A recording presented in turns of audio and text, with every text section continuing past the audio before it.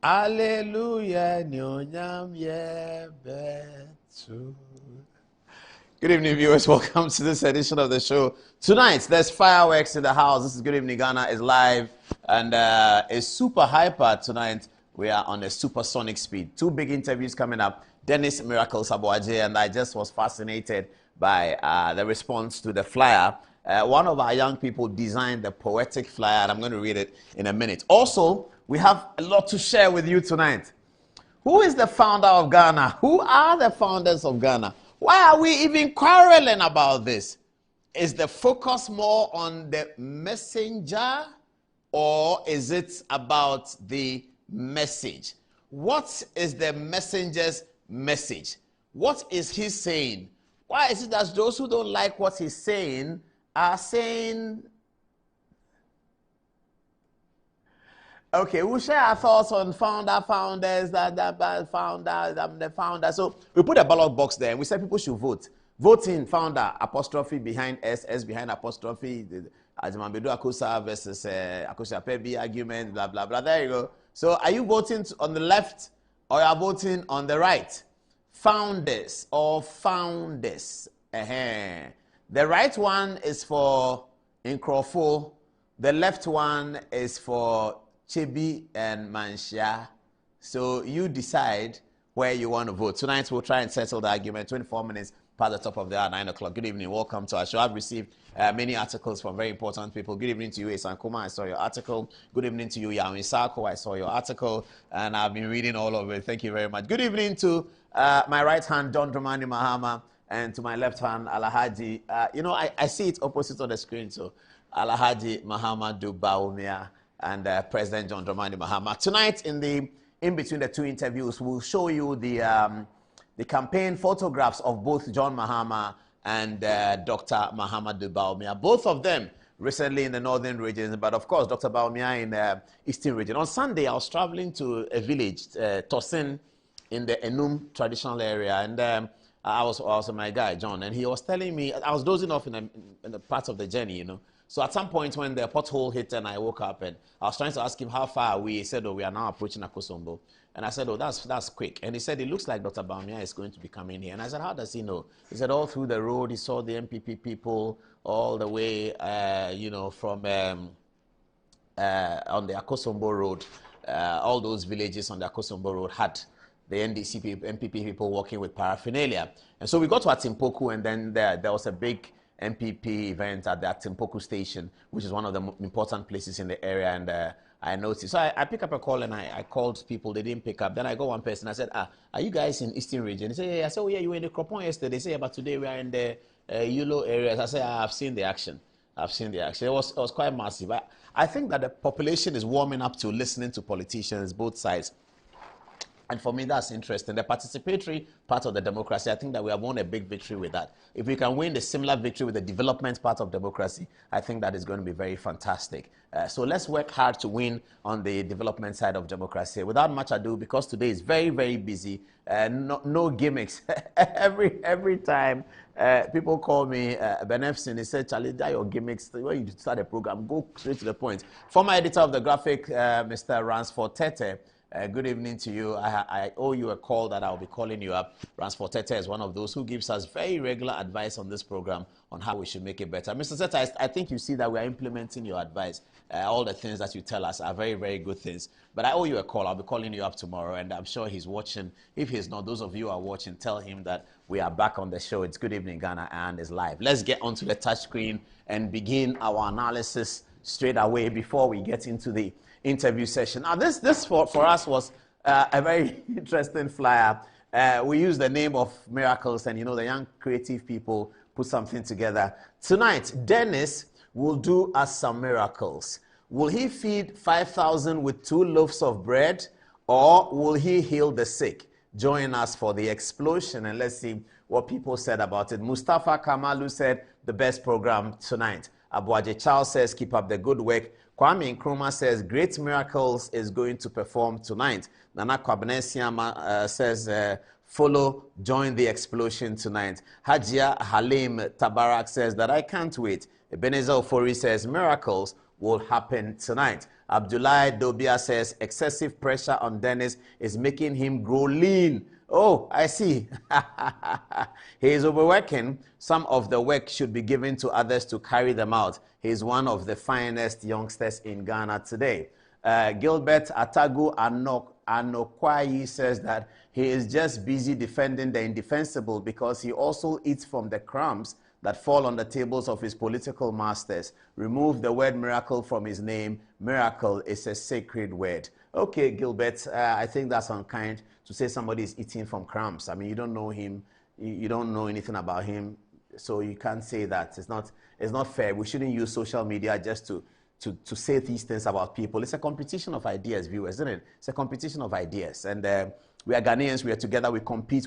I think right is better, somebody thinks left is better. It shouldn't degenerate into insults. Or the people who insult are people who don't have any ideas, that they can't compete, and so theirs is to insult. Unfortunately, there are still people who love the insult, who applaud it, and think that is a better way to go. It certainly cannot be a better way to go, and there's no reward in that. You will find out later, though, that there's absolutely no reward in that. When you begin the insults, you don't notice, but eventually you find our media was not like that, and some of us are very comfortable to speak about this because we have been in this space for a very long time. It was never like this, and we should keep it.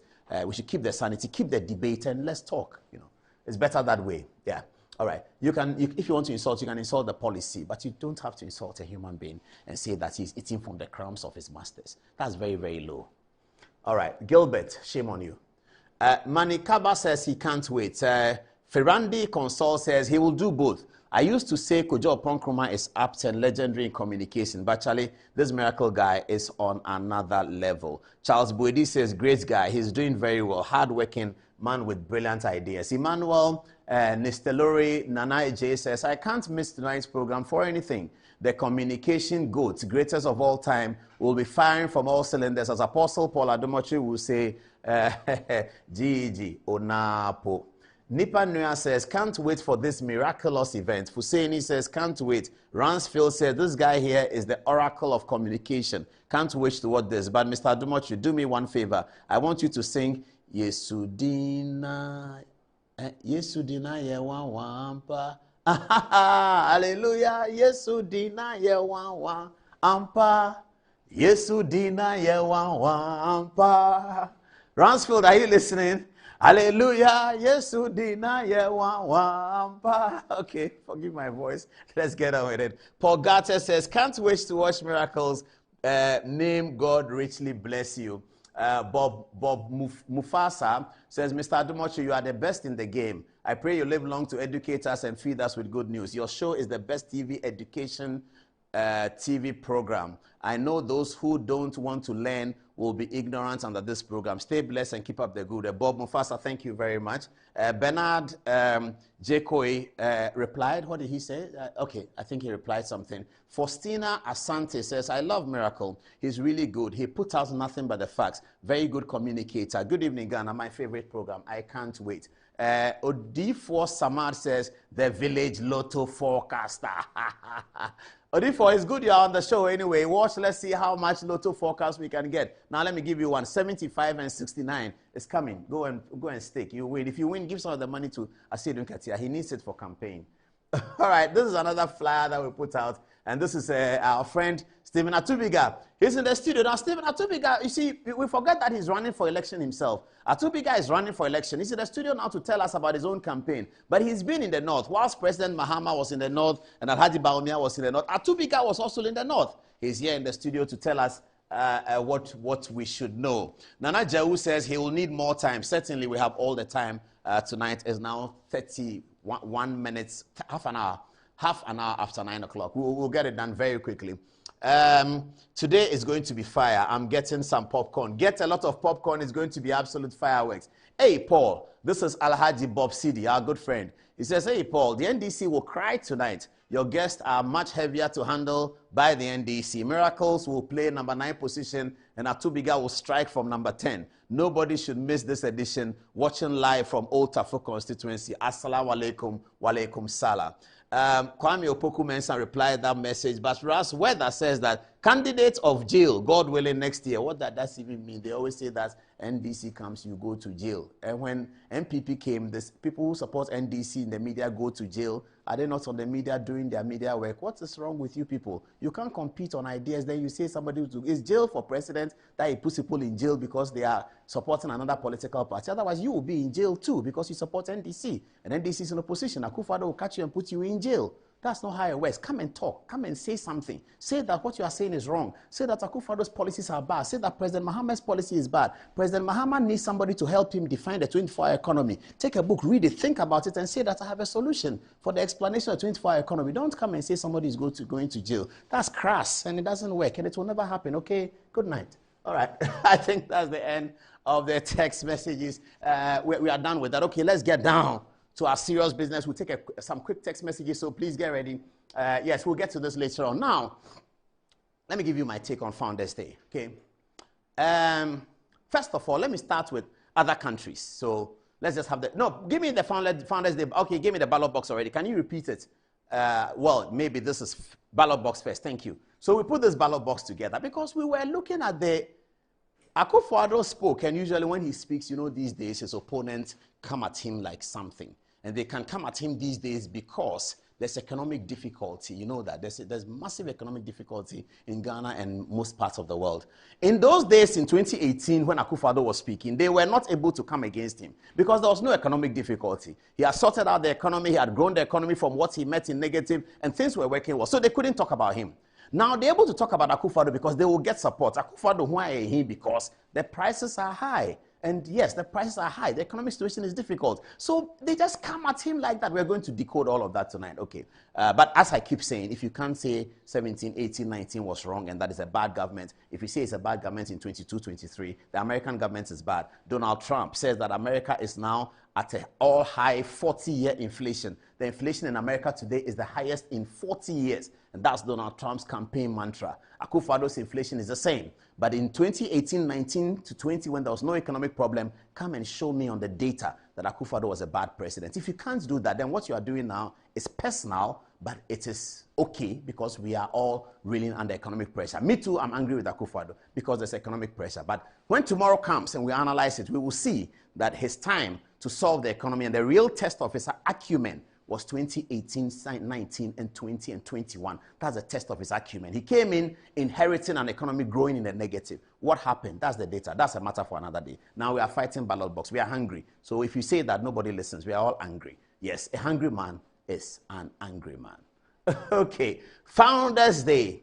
Who is founder, who is founder, who is not founder? Okay, let's put our flyer, the flyer that we did, which I thought was excellent. I mean, this was very good. I'm talking about my producer. I put this together I was asleep, and then he sent it to me and said that we have this, so can we put it out? And I said, oh yeah, it's fantastic, it's great. I didn't have any hand in this. You know, when you are working with great people, this is what you get. I didn't have any hand in producing this one. But of course, they know the philosophy. So who can you identify here? Everybody. Saja Ajete is there, Nikwa Benaboni is there, Kwame Nkrumah is there, the big six are there. But you see that Nkrumah appears 3 times in our flyer. He's at the top, he's pointing, and then he's also a member of the Big Six. That means that among the founders, there may be some who may be more prominent than others. That certainly is acceptable. But some of us think that there's only one founder. There's no founders here and there and there and there. Don't say that. Some of us also think that there are 2 founders. Some think there are 3 founders. Some think there are 4. Some say there are 6. Is there 6? That's when you say annoys people. And I don't know why. Some think there are 7. I mean, I keep saying that if there was a big 8,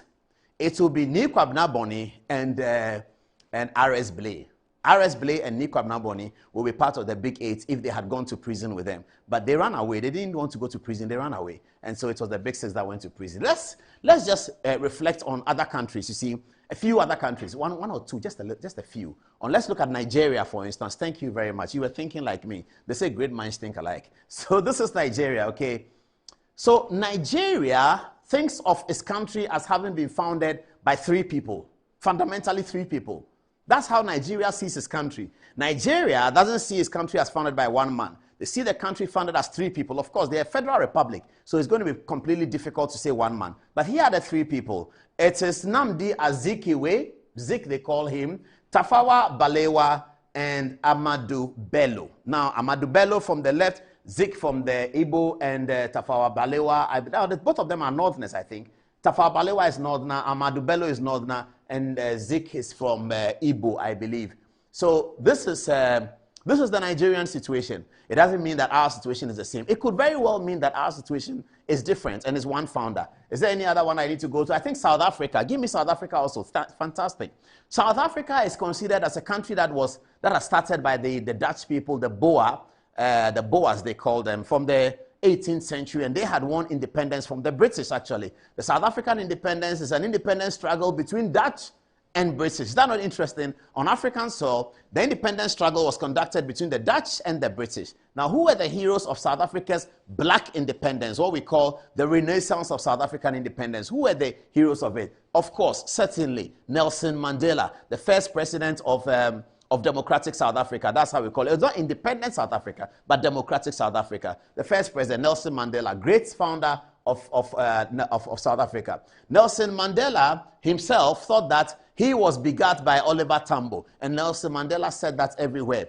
Indeed, if you read Kwame Nkrumah's Motion of Destiny, in Motion of Destiny, Kwame Nkrumah traces other people who started the struggle before he came in. He mentions Ahoma Okanse, he mentions Casely Hayford, and Nkrumah himself, the one that we are fighting today, that Ghana is for him, and he is the only one who founded it. In his own acknowledgement, in the Motion of Destiny, presented to Parliament in 1954, the Osajefo talks about Casely Hayford, Ahoma Okanse, the West African National Congress. He talks about all of these. Speaking in Parliament is still in the Hansard. But anyway, if after all that we think that Nkrumah is the only one who formed Ghana, so be it. Nkrumah is the only one who formed Ghana. We'll talk about that in the next 2 minutes. Oliver Tambo, Mandela's boss, he's here as well. And then you have Walter Sisulu, the half-caste man, where it was very dangerous for colored people to support the black African National Congress. Sisulu thought that the African National Congress had a great philosophy. Never mind that African National Congress, the left-wing party, or even a communist party. But yes, they wrought the South African struggle. Walter Sisulu was one of them. And then you have Chris Hani, one of my favorites. The story about Chris Hani is very long, so we might not be able to tell it tonight. But Chris Hani was the reason why the elections of 1994 occurred. Now, Mandela had come from prison. That was not Chris Hani. That was the whole world. But Chris Hani was the reason why, after Mandela came from prison, the timetable for the election was announced, and it occurred in 1994. A lot more to be said about Chris Hani at a later date. And this is Joe Slovo. Joe Slovo is a complete white man who supported the African National Congress, big time. And in South Africa, they think of Joe Slovo as one of the founding fathers of South Africa's modern democracy. All right. Who else is here? Jovan Mbeki. Now, this is the old man Mbeki. He's the father of former vice president, and former president Thabo Mbeki of South Africa. He is thought to be one of those who worked so hard to make sure that South Africa survives as a democracy. And so, he's also considered as one of the founding fathers. Now, let's come back to Ghana. This is America. Do I have time to talk about America? Maybe not. America has 7 founding fathers. John Adams, George Washington, the president, Thomas Jefferson, Alexander Hamilton, my favorite person, and they are identified together in American folklore as the founding fathers of the republic. George Washington was the first president, but America don't think that George Washington, because he was the first president, is the only founder. They identify 7 founding fathers. Now, this is my story, viewers. I'm going to ask questions today for those of us who think that there's only one founder. Yes, I agree with you. There's one founder. But let's consider this. 1947 to 1957 is 10 years long. The great Osajefo arrived in Ghana and began his work in 1947. And he ended at independence, if you were talking about independence, ended in 1957. Are we sincerely saying, viewers, Are we sincerely saying, take the emotions out, take Akufo-Addo? Akufo-Addo doesn't exist. Forget about Akufo-Addo. Forget about Obeche Bilamte. Forget about everybody else. Nobody exists. That's an argument. You are in a preset classroom, Form 5. Are we sincerely saying that the work that Osagyefo did, 10 years is how Ghana was founded? 1947 to 1957, a decade period, that is all what founded Ghana. I mean, do you feel good about that you are Ghanaian and your country, its heritage, its culture, its folklore, its constitution was all founded within 10 years of work by one man? If you think that is so, I clap for you. Nkrumah is the only founder. But let's ponder over these things. I'm not here to say who is founder and who is not founder. Now look at this example. Please give me back 1957 again. Let me finish with the point. Viewers, I want us to ponder over this. Nkrumah's work is from 1947 to 1957. Before 1947, Nkrumah was not part of the conversations of Ghana, of Gold Coast. Now, by 1947, the Gold Coast as a formal country was on its what? What constitution? There was Clifford Constitution 1916. There was 1918 Constitution. Who was 18? Can't remember. There was Guggisbeck in 24. There was Sir Alan Burns in 1946. Now, all of these constitutions I've mentioned came before 1947. And they were constitutions of the Gold Coast Republic. If you are looking at the constitutions, you will start with a Clifford Constitution of 1916. Then there was something in 18, I think. Then there was the famous one, Governor Guggisbeck, 1924. And then there was Sir Alan Burns in 1946. Now, all of these things happened before 1947. Osagyefo arrives in 1947 to do an excellent job. And we are saying, Kwesi Pratt Jr., my uncle, I'm talking to you. Kwesi Pratt, are you sincerely saying, with all the philosophy that Che Guevara taught you, you are saying that Ghana, the Ghana Republic that we have today, the whole Ghana, of a square meter of 239,000, it was founded in 10 years. That's it. Ghana, founded in 10 years. We finished. We founded Ghana. One man. 10 years per Ghana is founded. Is that a country we belong to? Our country is greater than that. You see, when we say that Ghana has a history and has many founders, it's not against Nkrumah. It is for the country. It is for Ghana. Ghana is greater than being founded by one man in 10 years. Is Ghana not greater than being founded by one man in 10 years? 47 to 57, that's all we finished. Ghana is founded. 4 constitutions were wrought before 1947. All those constitutions were not part and parcel of the finding of Ghana. It is not part of, we should throw it away. Is that what Yawin Saku is saying? Is that what all of you are saying? It is okay if that's what you are saying. I subscribe to that. If that's what you are all saying, let us all say that. But let's ponder for a minute and think. And stop there.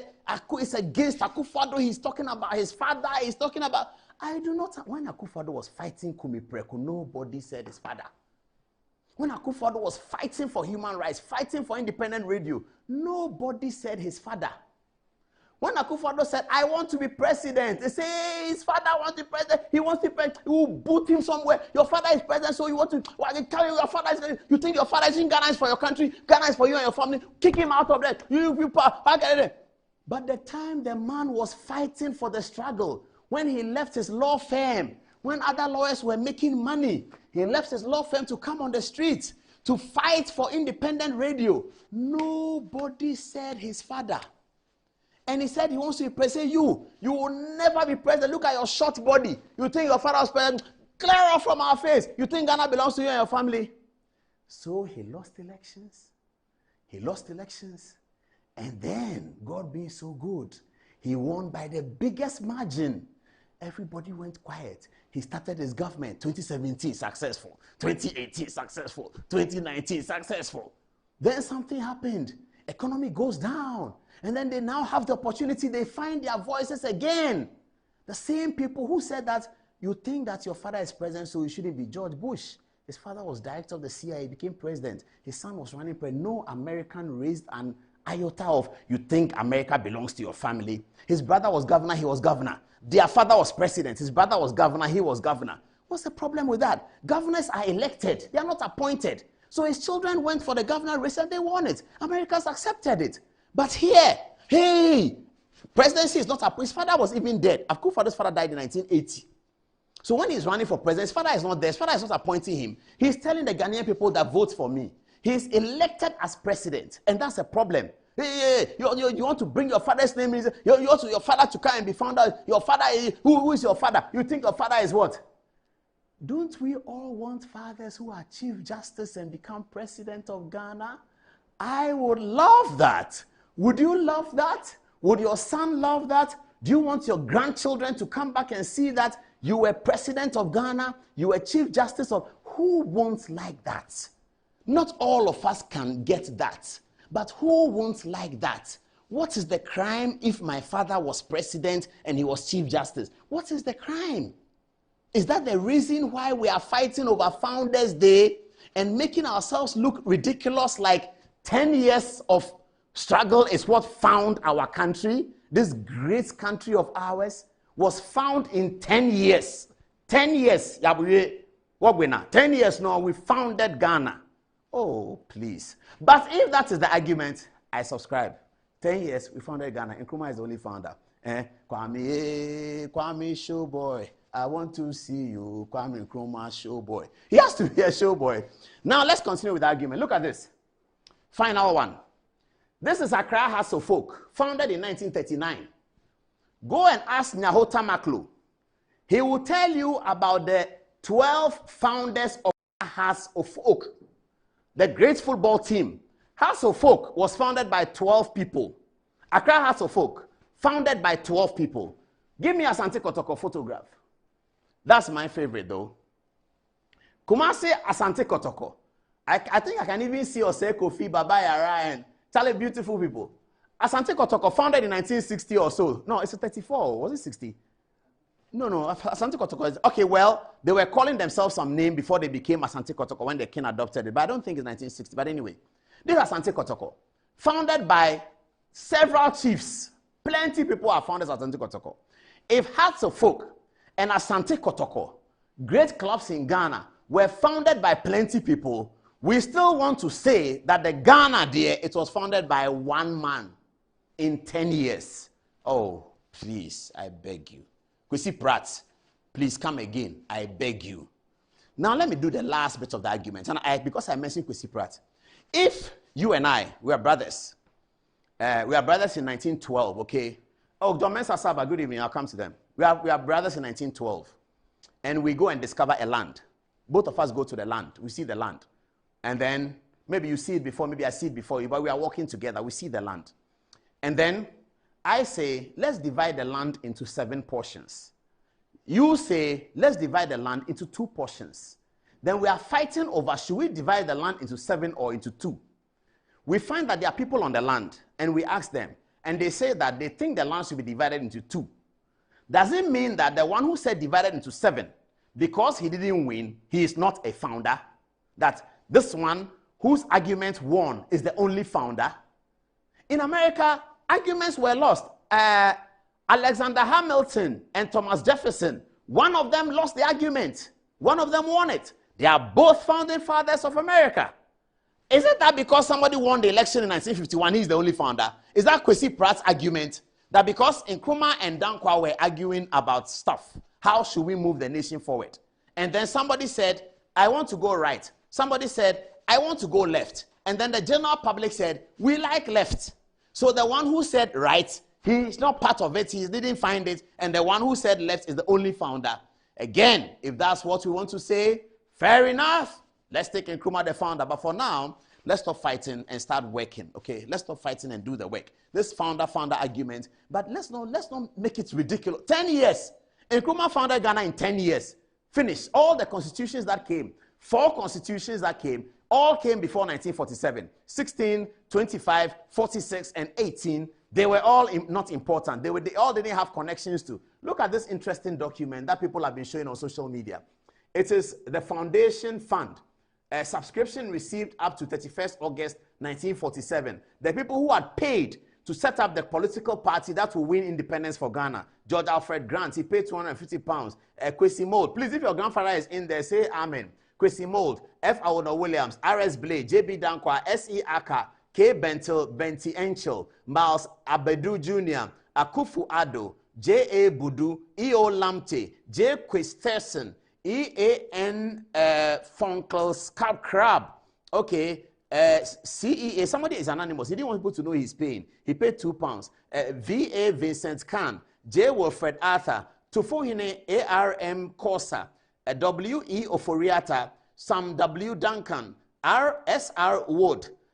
Small sums collected at the meeting on the 4/8/47 convention dated 6th September 1947 and is signed by J.W. DeGraff Johnson. All of these people who spent little money. When Park Grant said, I'm setting up a political party so that we can have an engine, we can have a vehicle to fight for independence. All these people are rubbish. Is that what we are saying? That in 10 years, one person founded Ghana, that's the end of it. If that's what we are saying, we will all subscribe to it. Okay, I think we are done with that. Let's take 2-3 text messages on this one, and then we will get to the... There is Marcos is here. He's going to talk about Agyapa. I'd like to say something about that. Just before we So who should I start the text messages from, please? Antoinette, what are people saying? So we have quite a number of divergent views from what Paul said. We'll start with Opare Philip Israel Jr. He says, Dear Paul, the fact that Joshua ushered the Israelites to the promised land doesn't mean he is the founder of the biblical nation of Israel. Tagging Joshua as the only founder of Israel would mean that you are rubbishing the efforts of Jacob, Moses, and all the other patriarchs who guided the Israelites before their settlement on the promised land. Similarly, Nkrumah ushered us into political independence, but he is not the sole founder of modern-day Ghana. Tagging Nkrumah as the only founder of Ghana would mean that you are rubbishing generations of people who helped in molding Ghana into what it is today. There were anti-neocolonialist movements like the Aborigines Right Protection Society and the UGCC who helped in laying the foundational blocks of our independence. It is also clear that Nananom, the missionaries, and all the successive colonial administrations helped shape the foundation of the Gold Coast, now Ghana. The missionaries and colonial government also built schools, hospitals, roads, and set up relevant institutions even before Nkrumah was born. So it would be wrong for anyone to say that Nkrumah alone founded this country. We shouldn't also make it look like Nkrumah created his own country and named it Ghana. The truth is, the Osagefo only had to change the name from Gold Coast to Ghana just to reflect our independent status.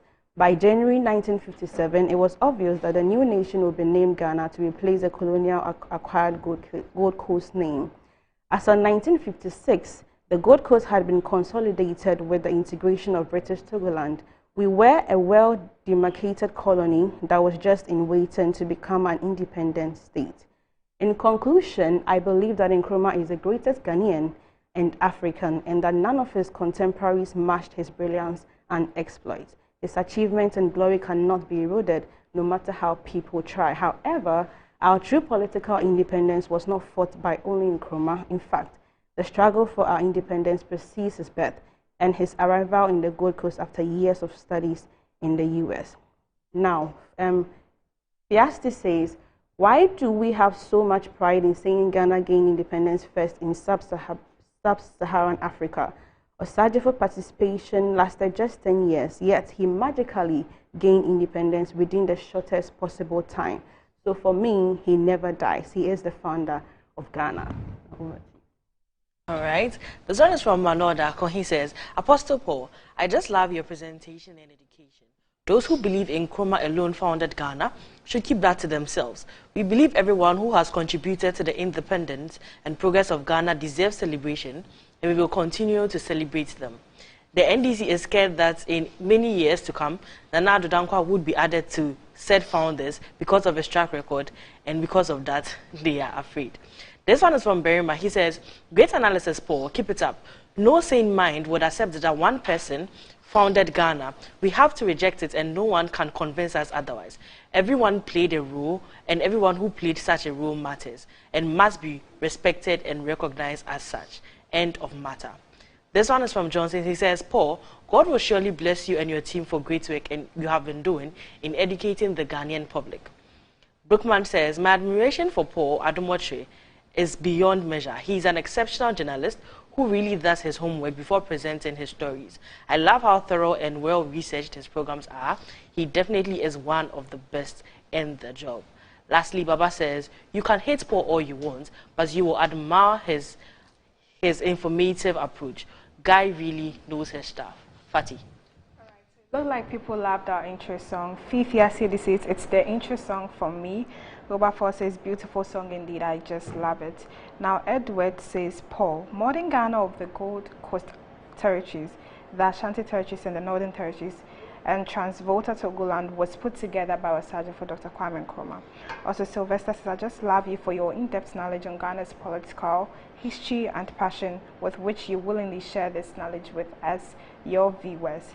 Now, coming from Nana Kwame says, good evening, Paul. It's so disingenuous to believe that Kwame Nkrumah is the only founding father while others played major roles before he coming into the picture. Let's give credit to whom credit is due. Ghana has founding fathers and not one-man show. Now, Hiroshima guy says, do you know when Kwame Nkrumah came to found Ghana, as people claim, Tete Kwashe had already brought cocoa to Ghana, the same cocoa Nkrumah sold to build his economy. So Tete Kwashe shouldn't be mentioned. Why are people refusing to unlearn and relearn? Now, Dash Stinkon says, because of their evil intentions, they want to wipe our country history. The blood and toil of our fathers, not father. So who were the fathers of it if it was only Nkrumah? Now to you, Angelo. Right, so we have from... Okay, I don't get... Mohammed watching us from East Legon. He says, good evening, Mr. Paul. History is far from what you're analyzing. We can go back to the early 10th century during the days of Ghanata Empire, long before 1844. Why is Ghana Bassi not recognized as the founder of Ghana? Christianity is over 2,000 years old, while Jesus lives for only 33 years, and while spreading the kingdom of God on earth for 3 years, but he's recognized as the founder of Christianity. Islam is over 1,500 years old, but Prophet Muhammad is considered the founder of Islam, even though he lives for 62 years.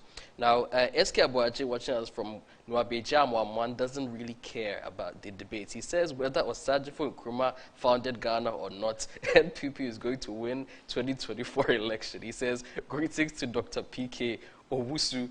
Also, now we've got Togbe saying, this is where the expertise of my boss, Abdul Malik Kwekubaku, comes handy. In such a confusing state of affairs, he should have been your guest on the TV show tonight, but I trust you to also do justice to the content, at least from a non-oral historical standpoint, but Kweku would have done both. We have also from Nana Ikyoma Boateng saying, Dennis, miracles, no, let's move off topic. Right. Okay. Back, you can go back.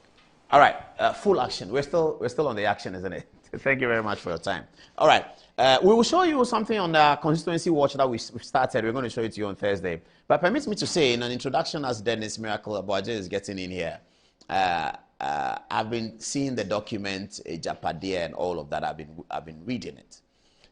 But I just want to say something, you know, and I'm trying to use the small space that I have to talk about something. When we are doing politics, okay, and it's only in election season that we can correct ourselves on these matters, so that come the next election, we are building a better election campaigning process, isn't it?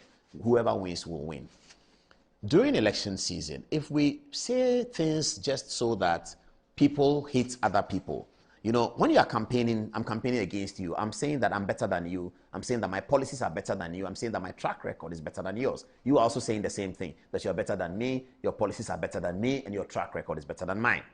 Okay, in America, under Nixon's campaign, they used to call something dirty tricks department. So you can have your dirty tricks department and do your dirty tricks.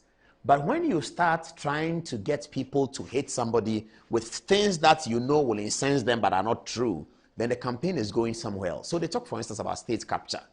Now, I don't think that if a person is in a business and he comes into government, that business that he's occupying or that business that he was operating cannot benefit from opportunities within government. So I have always given the example. Let me give the example, the reverse one. Togbe Afede is a member of the NDC or a sympathizer of the NDC. He has, for many years, been working as an investment banker under SAS Strategic African Securities.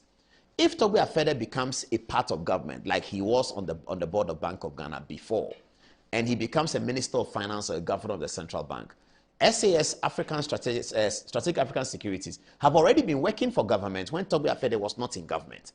If Togbe Afede becomes a member of government, SAS should stop working for government. They shouldn't get any opportunity because Afede has come. That's my view. I'm asking a question. Is if that's what we are, we should write it out in our laws. That if a person who works in a company, so I am here as a Metro TV, maybe I'm a shareholder. Randy Abe is here, maybe he's a shareholder. So Randy Abe becomes Minister for Information. And Metro TV is already doing work with Ministry of Information, even today, when none of us is Minister of Information. So the day Randy Abe becomes Minister of Information, or the day Paul Adumachi becomes Minister of Information, Metro TV's relationship with the Information Ministry, which is business, and Metro TV is a business entity, should be cut off because one of us who are shareholders of the company has become a Minister of Information. If that's what we want, we should just write it out like that. When Donald Trump formed his government in 2017, which has been one of the most successful governments in turning around America's economy, the American New York Times published and Washington Post that Trump's cabinet is the most expensive cabinet in America. They were all billionaires, 19 billion. There's a billion. All of their companies were also doing business with government, including Trump's company himself as president. So should they all stop doing business? Should the companies collapse because he's joined government? The social contract, this is the last thing I'm saying. I'm talking philosophical. I'm not going to mention too many names. The social contract by Hobbes. Is it by Hobbes? Please check. Or is it by Rousseau? I think it's Rousseau. Now, the social contract says that when we elect a president, we give the president our power. So when we elected John Mahama in 2012, we gave him our power to run the country for us. Same with Gideon with Akufo-Addo, same with Rawlings, same with Kufuor, same with Buzia, same with Nkrumah, and same with Professor Mills. Now, John Mahama had the mandate of the people. It's Hobbes, isn't it?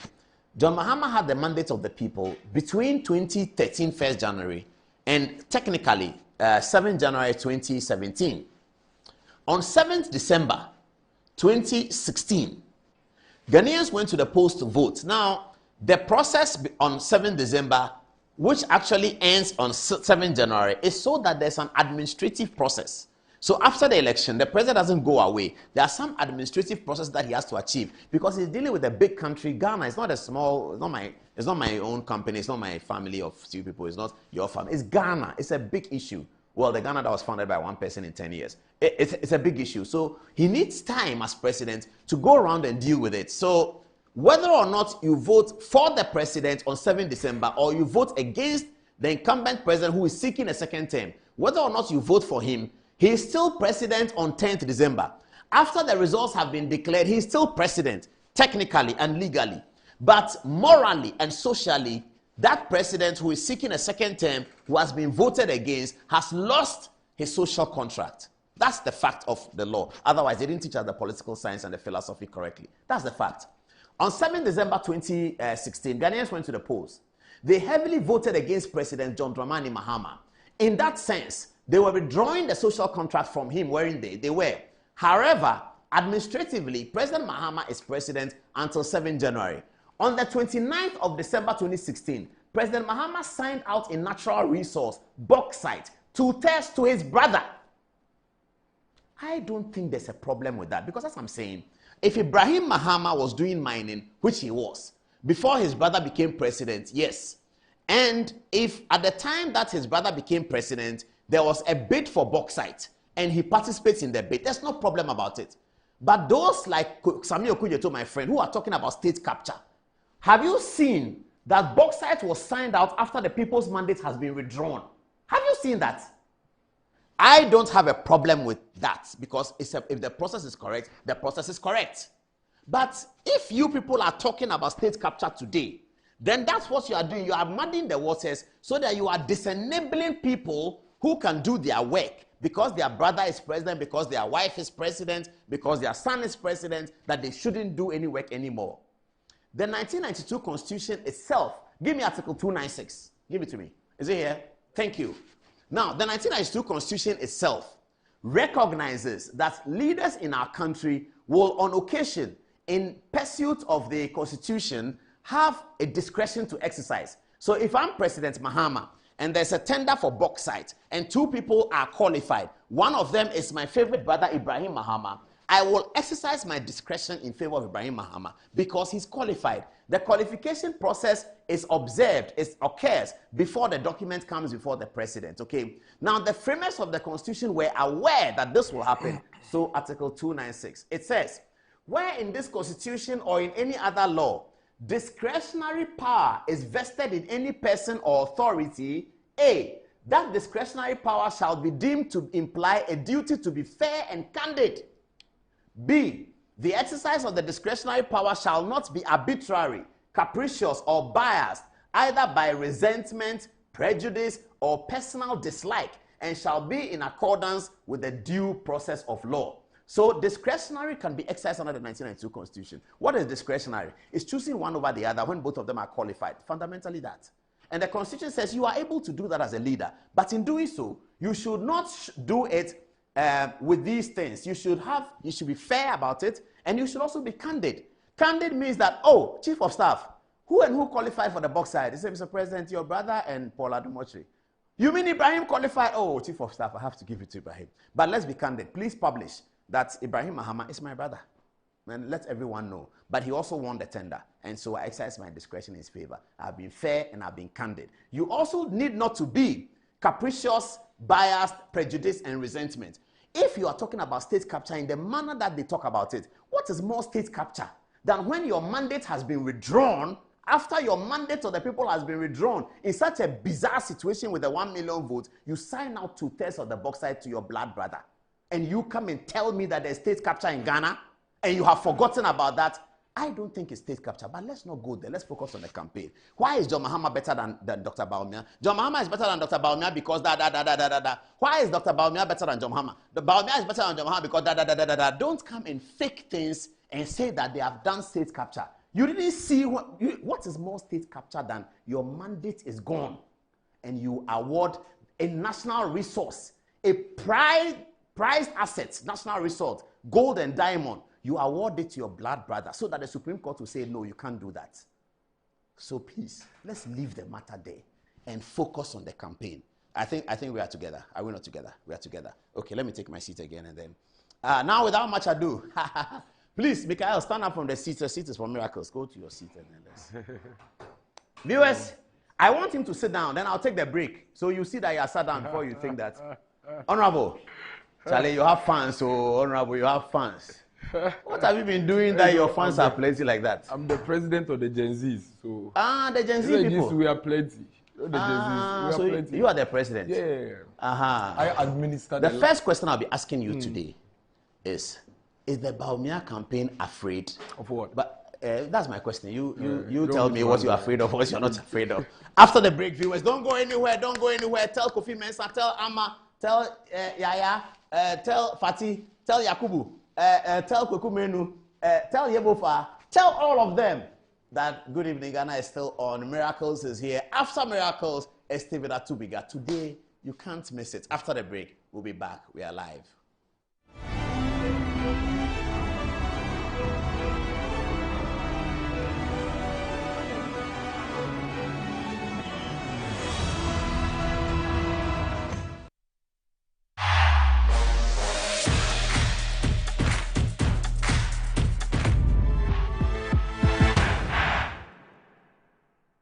So what about what your papa this is my secret. Give us P capsules. Emma, I want to come from now on to me to my ding one pen. Give us P capsules. Over do us, Mama. Or no, enemy lawyer. And you will lawyer no na show bottom. Are you bro? They na upon machine baba chia mo as a niji. No. You get if you are coming. The friend give us cold capsules. Say yes, is ya red na wo so. Ko di do ni pedwem wani na wo posa amamman enti ma wunja wo nan yi. Wonum give us cold capsules. Obey free. Lawyer, give us cold capsules. And I give us P capsules. Hey, and they give us free. Obey capsules. And men what if you do what you do ever. Give us core capsules. A painful about one more menu for one and quadra if you do me no come. Bet. Blast. Boom.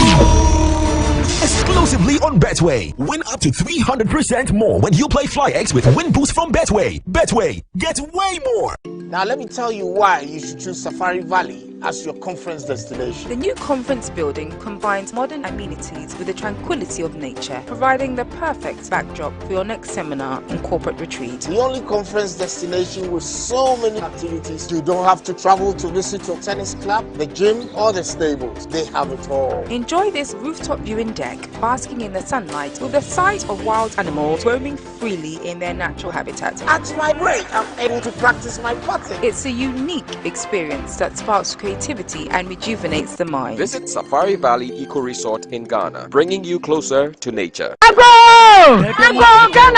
Mama down yo. But the dead number. Dead spices are running in every just so. And you never know yet. If we come your job, we no use dead spices. We no go job. If I don't Paste the inside. Yeah, the natural spices, Papa na noodles the way you go, dead spices. Just the one. No more dead spices. Aji baby, Tasting a chicken. Kaji go. But dead spices here what Jenny say. Nanya good taste. If we say yeah the natural spices and yeah you gonna hey yo. Ani you want all purpose stew, noodles, curry and nutmeg and a jollof. Dead spices. Taste yummy. Taste lemon. Dead spices. Taste day inside. FDAG in Kratoya too. Anti-cavity, gum protection, brighter teeth, and fresh bread. I'm a fair missy way. The patch of Bantama. Matias.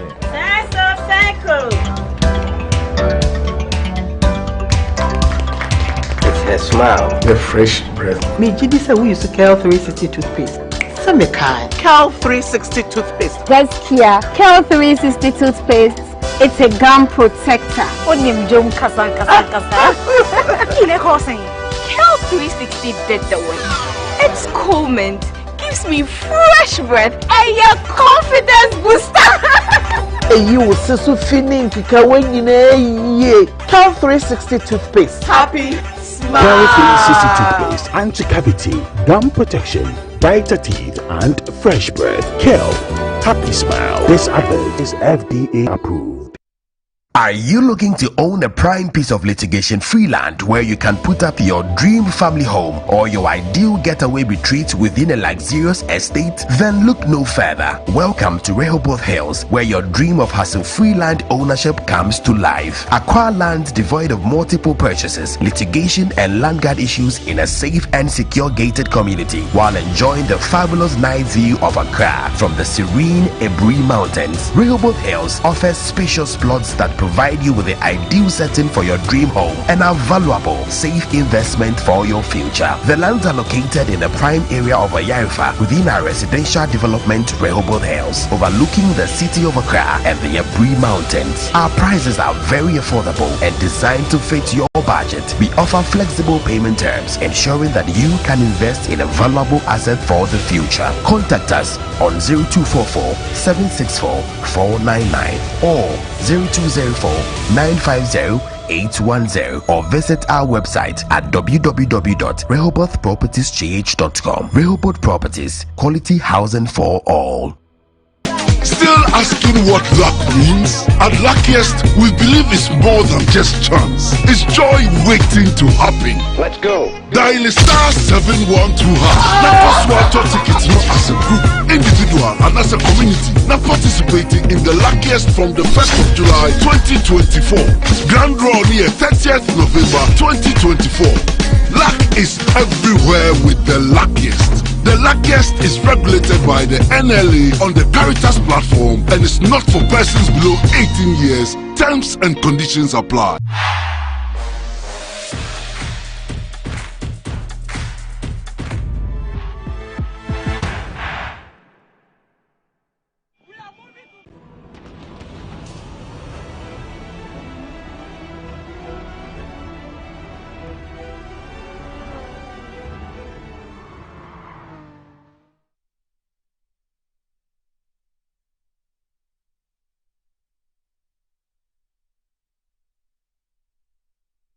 Suffice it to announce that we have begun our constituency watch program, and on Thursday we'll show you what we did. Yeah, thank you. This was done by Kofi Mr., our graphic designer. One of our graphic designers did a good job. Constituency Watch. This is a logo we're going to be using to go to various constituencies. Yesterday, we were at the Dodo constituency as our first Constituency Watch recording for 2024. Before then, though, we had a nice lunch here with wache and rice from Zongo Republic. We'll give you the number of Zongo Republic very, very soon. And the wache was from Reggie Rockstone. Rockstone's wache. Rockstone and Zilla gave us wache. And we wanted you to see how the wache and the Zongo rice looks. Okay, let's see the video. You see the wache and the Zongo rice. Have a look.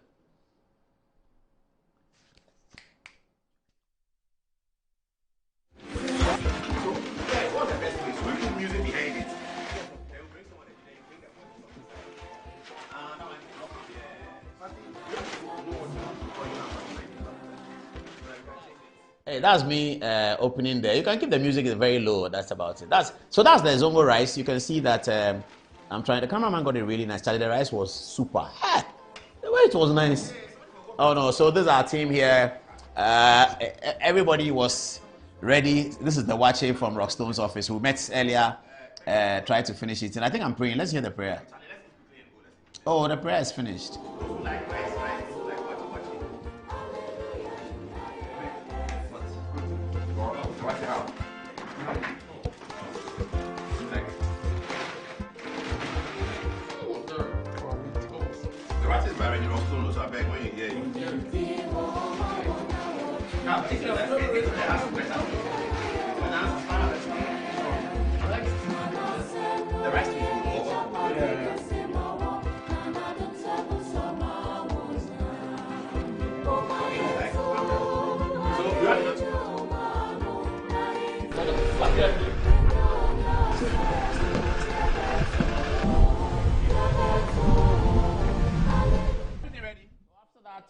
We moved and okay, let's hear. What am I saying? Owners of Constituency Watch since 2016. Thank you very much for joining us. Today is Monday, 5th August, and 5th August. Remember, 5th August. Tomorrow on Good Evening Ghana, we'll have a lot to say about 4th August, 5th August, 21st September, Independence Day. But now we are heading to Ododo constituency. That is our first Constituency Watch for 2024. Join us right now, right here.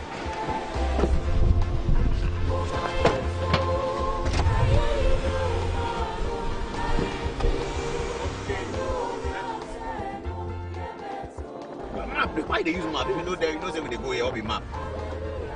Oh, go maybe the fire service here where they go. No, there's somewhere near the Ghana Commercial Bank.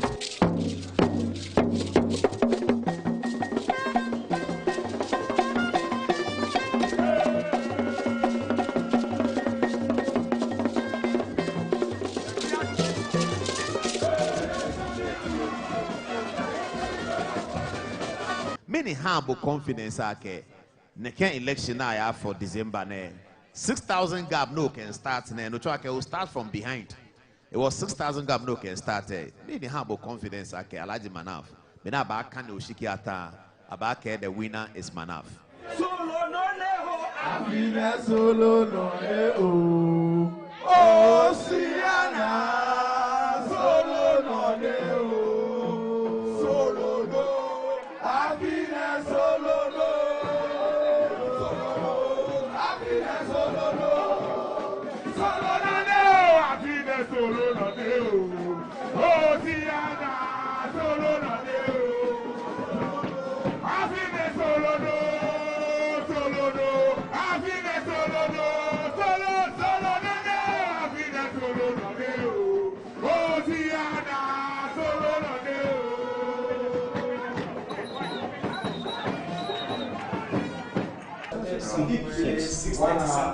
No, the filming itself. By the time we started, we left this place. The time we left this place is what? So 3 hours. Yeah. But the content will be about what? 1 hour 30. Because 1 hour 30 is not bad. Yeah, Not bad, it's not bad. But that's a full program. If we look at it, 1 hour. we look some of the things one, two. But then there's plenty reels. Yes. So I was taking some with my phone, and then we'd also take some from the main edit. The conversation.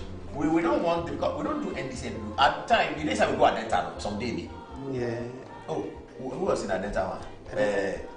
Francis Siam and Ashimo. So almost Fights break out. Yeah, God. Even at 1 leg on, we did 1 leg on too. That one there was almost fights. Hey, the goal was brutal. That's what it was. That's Agyapa. They did it. Agyapa and Kwame Nkrumah. That one, the thing ended abruptly. We didn't even end. That one I was smuggled to Ibrahim's house. So that's our behind the scenes. A lot more coming up. On Thursday, we'll show you our first Constituency Watch recording from the Ododo constituency. It was completely massive.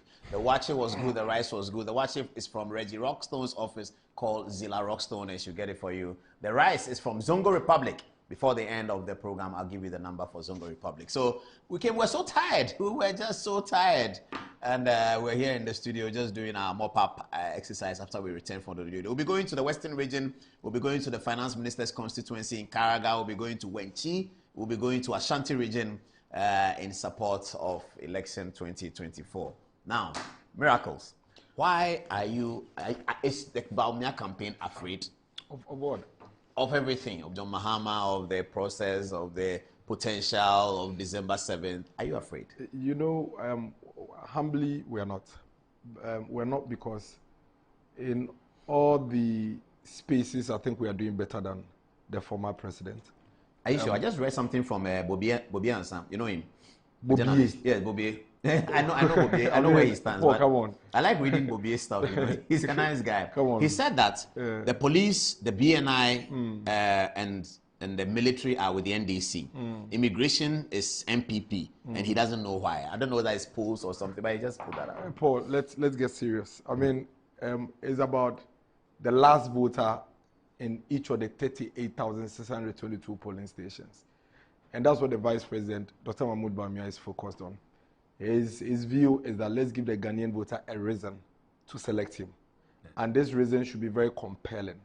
And it's one based on our past, our present, and the kind of future he believes we need to carve for ourselves as a people. And so if you listen to him carefully, you realize that the mechanic sees himself in the conversation, the dressmaker, the tailor, the kinky seller, the watch seller, everybody sees... The university boy. Everybody, the university student, the teacher, the nurse, I like this everybody photograph. is finding It's very themselves... military. What's this photograph on the TV? This is Where? this weekend. This is Agyapa North. In fact, where they are standing is called Abutechi, in between Amano Krum and Mampong, just before the Tetekwashi Memorial Hospital. I see. When he joined Samia Oku for the Ofie Health Walk, and it was massive. This was really massive. Okay. It was massive. People are asking me to get to why you are here. We're not afraid. We're not afraid because we think that we are putting in the work. And we also think that the NDC fielded a very weak candidate. Weak candidate in so many areas. I mean, there's a man that has been president before, that has been vice president before. Whatever he's asking that we make him, we've made him before. And so that's interesting. Whatever he's asking that we make him, we've made him before. I mean, he's basically asking us to make him president. Yes. And this is exactly what he asked that we make him in 2012. And we obliged. Which we did. In fact, he told us that he was just a spare driver and he wants us to make him the main driver. He said it at the IEA debate. And we actually obliged and made him the driver. And we saw what he could do. And so it's quite strange when the same person comes and say, make me president again. For what? To do what? To do the good things that he did. So you first of all then have to show us your scorecard and tell us why you couldn't do all the things you are saying you will do now. I mean, the doctors you told that you're not ready to negotiate with them for better conditions of service. You need to explain to them why now you think you can give them better conditions of service. The young people you told that you're not a magician to put money in their pockets and give them jobs. You have to tell them how you've suddenly become a magician. The nurses and teachers that you withdrew allowances from in their colleges, you have to take your time and explain to them why you think now you can afford to give them the nurses and teachers allowances. The students, the children you left at home, over 100,000 of them you left at home averagely. They amount to close over 800,000 and you could run into 1 million within your period, 8-year period. They are all, voting age now and they are coming to vote against him. And for you to be able to convince them to vote for you, you have to explain to them why you left them on the streets. You're talking about free SHS? Yes. I mean, because there were close to about 100,000 that were not enrolling after correct. BEC. That's correct. Simply because of two things. Their parents could not afford, and then we didn't have enough infrastructure. And he was quite categorical. He says that he was not going to implement any free SHS based on the whimsical promises of a desperate politician. And that if he had 2 billion cedis, he won't put it into free SHS. His position on making secondary education free is very clear, without any ambiguity. So today, if you come and tell them that, vote for me, and I will make free SHS quality, they are laughing at you. They are looking at you and they are wondering, how do you think you can make something that you don't believe in better than the person that brought it? How are you able to implement something better than the person that brought it? And these are the reasons why I can tell you that former President Mahama is losing the elections, and he knows it. I can tell you without any shade of doubt that he knows it. And his people know it. They are very much aware about that. And you can see that from his energy. And that is why, for the first time in the history of any democracy you know, you have the incumbent candidate working even more and campaigning more and espousing more policies, providing more solutions to our issues than the opposition party. It's quite clear, Paul. And that is the reason why we're here tonight. We're not sleeping. We are not going to fight. We are not going to get emotional over the issues. We are going to discuss the facts and the issues as they are. Because for the NDC, immediately you allow them to trigger your emotions. That's what they like. They hide under the emotions and the sentiments, so you don't discuss the real pertinent issues. But there are serious issues to discuss. You left us in darkness for 3 years out of your 4 years without caring. You told us point blank that you don't have a solution to our energy crisis. People lost their jobs, businesses collapsed, factories were shut down and turned into churches. So today, if you come and you have a government that has kept power on for 8 years, 8 uninterrupted power on. No, that was interrupted. That was 6 months of doom sol recently. No, 10 weeks. Oh, 10 weeks? Yes, 10 weeks. 10 weeks. So if you come and tell me that I should vote for you, who left us in darkness for 3 years, and vote against the government that has kept us in stable power for 8 years, it's quite difficult for people to understand. But he has a strategy. His thinking is that there are some close to 2 million people who never experienced his poor leadership. That's the Gen Zs. You know, these young guys, they were 8 years, 10 years during his presidency. Oh, they are voting already? Yes. Oh, but he left government in 16. Calculate. 8 years. Yeah, so he was 10 years old. So 10 years is now 18. My 10-year-old son may be in darkness today, but he really doesn't understand what it means. All he knows is that they were in darkness, but they don't know his policy, his failure, and all that. They cannot recall when he and his government officials told the young people of this country that they should go and cut grass and put by the roadside and come and sell as jobs. They don't recall. They don't recall when he told the labor union that he's seen so many strikes in his time as president, and for that reason, strikes and labor unrest do not move him, and that he's almost like a dead goat, not scared of any knife. They don't recall that, and that's what he's counting on. So this is his trick. These young people have only experienced a Nana Addo Dankwa Akufo-Addo government. They've seen the bad, especially the second term, the good, the bad, and the ugly. And so they've seen so much done in health, education, road infrastructure, but they're upset. They're upset because they've experienced economic difficulties. Yeah. At a time when the government and all governments across the world are grappling and working in fixing. And so they say, but is this all you can give us? They are unable to measure the successes and achievements of this government. Yeah, but what's your plan for them? It means they will vote for Mahama. That is why we are here. That is why we will continue to remind them. We'll show them the facts. We'll show them the evidence. We'll replay the issues. We'll replay Mahama's videos. We'll replay his officials' videos. We'll remind the young people, unfortunately, a lot of them in the last 8 years have been educated. And then another Dankwa Akufo-Addo's free SHS. So they can read. So I keep telling them, pick your phone. Don't let anybody don't let miracles tell you why you should vote for Dr. Mahmoud Bawumia and vote against John Mahama. Read. Go to the web. Go to YouTube. Watch the videos. Watch how young children your age, at the time when you were 10 years old, were learning on the street under street lights. Watch how young people's dreams were cut short because their parents were poor. Do you know what it means to be in a classroom and be called out and sacked from the class because you owe fees. That's terrible. I have seen it before. So have I. I have been through it before. Your self-pride is lost. You lose your self-confidence. You come to class, and when the teacher is teaching, you are looking out the window to see whether the buzzer is coming. And so you are unable to concentrate.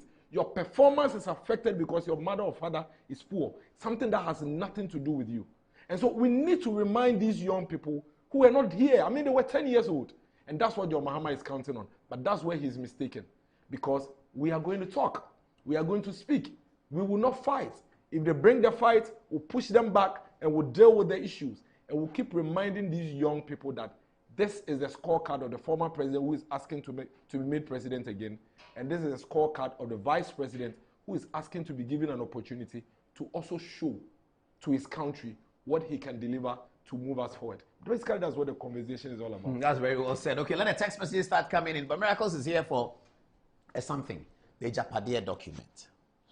Miracles is something that the NDC have been latching on and publishing. The idea is that there's something called state capture. And Nana Akufo-Addo and his henchmen, even before he became president, had planned that they will rip the nation off, capture the state, own the state's assets, and exit power. And according to the NDC, this book is being played according to plan. Initially, people thought it was a propaganda message, but once President Mahama comments on it, then it looks like it's a main part of the NDC's campaign agenda.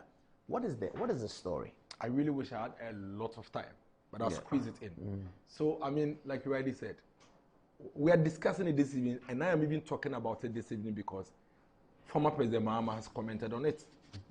Never in my life did I imagine that we would have a former president be part of such a grand scheme, such wickedness, such orchestration, such deliberate destruction of the state. Never did I imagine that. And so immediately he got involved. I said, no, we have to talk about this and expose these people and their wickedness. First of all, this is the NDC's modus operandi. It hasn't changed. The same strategy. They did it to President Kufuor. In fact, before President Kufuor became president, in the 90s, you remember the Great Ashanti Project? They wrote a book.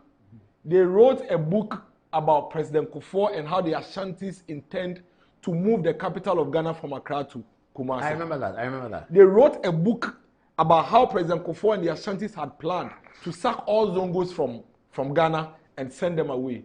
They wrote a book about how President Kufuor and the Ashantis planned to move the sea from the Nshona and take it to Ashanti region. So that is what they did in the 2000 elections. In 2004, you remember Gizeyazi? Yes. And how they painted Kufuor as an immoral man, having extramarital affairs and having out-of-marriage kids, the twins, Paul and Peter or John and Paul, that we are yet to see.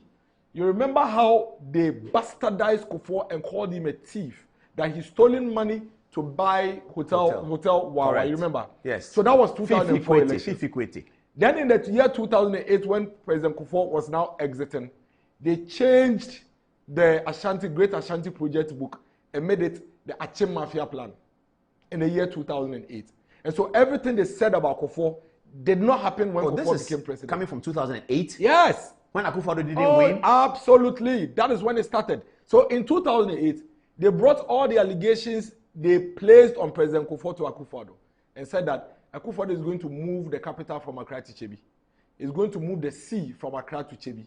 He's going to turn Ghana into an Achimton. And they tried to set the Achim people against the Ashantis. That's what they did. Then Akufo-Addo didn't win. Fast forward, we come to 2012 to 2016, the same game plan. And so if you look at the NDC and each of the elections, you realize that in every elections, they fail and deliberately try to move away from issues, but rather orchestrate propaganda against their opponents. That's what they always do. This is 2024 elections.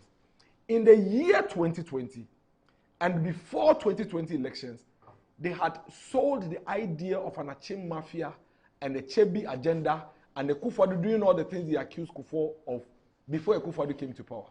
So on 14th January 2017, 7 days after Akufo-Addo was sworn in, the NDC released a book, 13-page book, named the Achim Mafia Plan. It was first posted by an NDC gentleman called Andy something on Facebook. Now, what they did was that they printed copies of this book and distributed it all over this country. I mean, this is a gentleman from Insura FM, Eugene Osetutu, who said that I first came across this book in 2017 on News Campus. I have a hard copy document, and that is the Agyapa book or document. Is it real or fake? Now, this 2017 book, they called it the Achim Mafia Plan.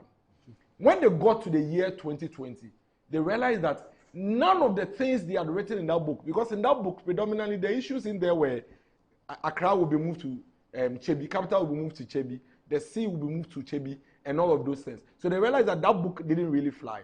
Then, somewhere in June 2020, they decided to compile all the incidences, events, and activities that have happened between the year 2017, when Nana Dankwa Akufo-Addo came to power, and 2020, and they put it into a book.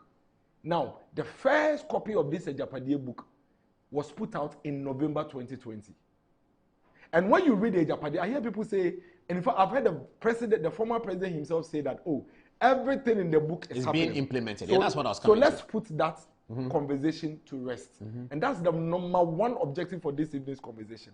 For the record, the Agyapa book was not written before Nana Addo came to power.